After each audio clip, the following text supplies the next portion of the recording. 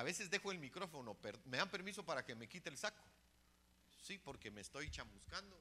Y la Biblia dice que el que se esté quemando se tiene que casar otra vez. Yo no me vuelvo a casar porque ya tengo esposa. Bueno, ahí estamos. Entonces, me llama la atención cuando voy a hacer una introducción antes de dar algunos puntitos con la idea de que fortalezcamos nuestro matrimonio y también algunas estadísticas para que nosotros sepamos cómo está la situación en el mundo. ¿Se recuerdan ustedes que en Mateo capítulo 19, capítulo 8, los fariseos quisieron enfrentar al Señor y le empezaron a preguntar sobre el divorcio, ¿verdad? ¿Y por qué Moisés permitió que dar carta de divorcio? Y entonces el Señor les dice: el principio no era así. En el principio varón y hembra los hizo el Señor. Entonces oigan qué interesante, en el principio no era así. Yo casi pensaría, digamos, no sé si están bien los conceptos que aprendí en la universidad, una relación filogenética, el desarrollo del matrimonio a nivel de nuestra historia de nuestros 30 años. Y el desarrollo ontogenético desde el principio de las generaciones, cómo han venido evolucionando los matrimonios y qué dificultades han tenido.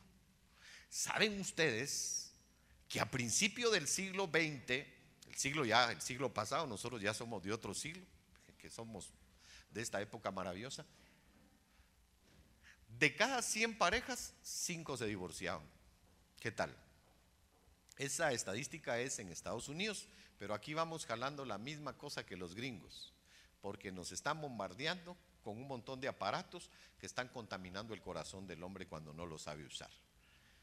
A finales del siglo XX, oigan ustedes, de cada 100 parejas, 50 se divorcian. ¿Qué les parece?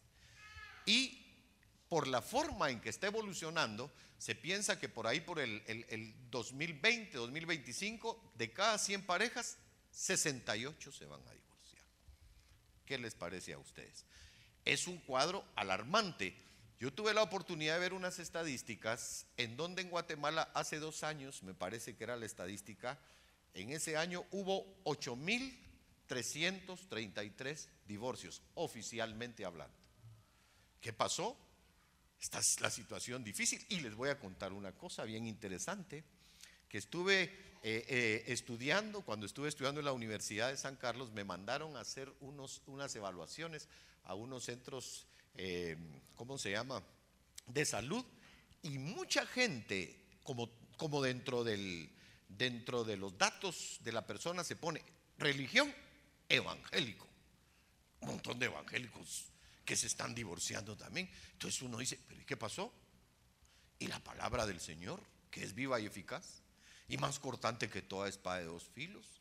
Y como dijo alguien hace un ratito, el hermano que estaba acá, mejor son 2 que 1, porque hay de aquel que esté. La palabra nos da lineamientos poderosos, maravillosos.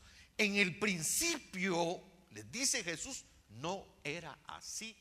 Fíjense ustedes, cuando el Pentateuco se escribió, espero no perder la línea para que vayamos entendiéndonos. Cuando el Pentateuco se escribió, ¿quién escribió el Pentateuco? Moisés. ¿Por qué escribió Moisés? Porque el Señor se lo inspiró, pero había una necesidad. Fíjense ustedes que estaban los israelitas esclavos en Egipto, y ahí ¿qué sabían hacer? Ladrillos. Y la pregunta que cabe en medio de nosotros: ¿cómo creen ustedes? Nosotros, ¿cuántos son libres por el Señor acá? Pero ese amén, ¿cuántos son libres por el Señor acá? Eso nos llena de gozo, porque andan un montón de parejas esclavas del pecado y tienen unos problemas serios. Están contaminados en su corazón y las familias están destruyendo a la sociedad, lo que decía mi esposa. Entonces viene, y aquellos, imagínense ustedes, el pueblo de Dios esclavo, a saber ni qué problemas tenía. Y se habían olvidado casi de su historia y las promesas de Abraham, de Isaac y de Jacob. Ahí estaban y se multiplicaron como que eran conejos. Y cuando salieron al desierto no se sabían ni conducir, no sabían cómo comportarse, y ahí se andaban alterando y haciendo cosas terribles. Yo me pongo a pensar que ese espíritu de esclavitud que ellos tenían los inducía a hacer un montón de cosas. Por eso fue necesario dar las leyes para que ellos se aprendieran a conducir. Era por ahí, estábamos oyendo que hasta para ir al baño les tuvo que explicar Moisés qué era lo que, agarren su palito y se van caminando, y ahí abren un hoyito en el desierto, y con todo respeto, ¿verdad? Ahí ustedes van a hacer su depósito.